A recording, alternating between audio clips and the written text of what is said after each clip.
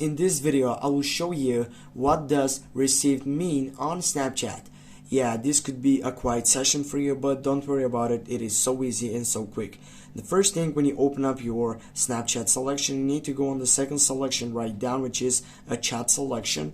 And then as you can scroll down, and as you can see here, you have delivered, you have opened it, you have replayed by this person. You can tap and open up the chat selection.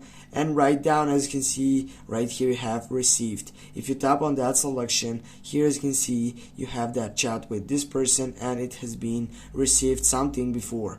Also right here, before 1 year, as you can see, you have received session, which now it doesn't show you, but right here it could be showed the saved sessions.